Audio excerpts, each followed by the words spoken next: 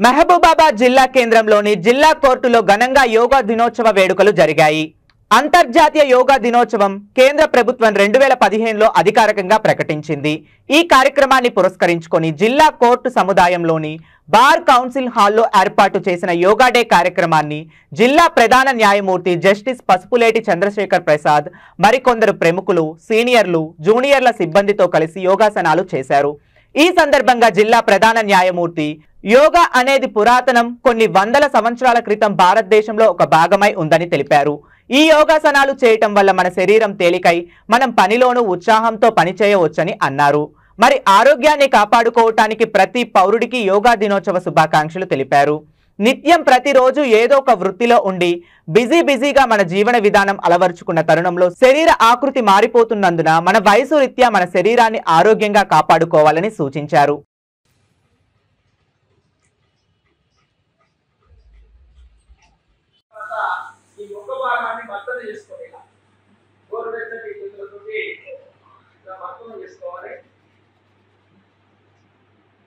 రెండవసారి అరిచేతుల్ని రబ్ చేసుకోండి. ఇప్పుడు తల భాగాన్ని భద్రం చేసుకోండి.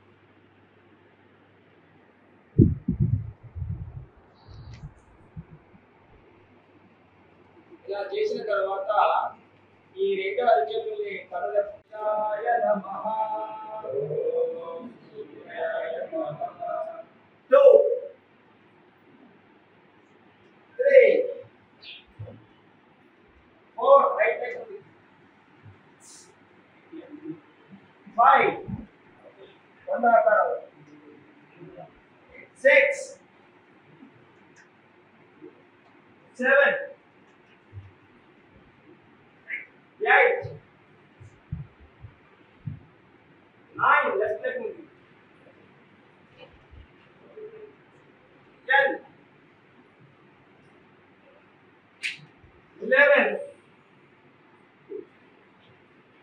left right left right తర్వాత rotation right to left rotation చేయాలి.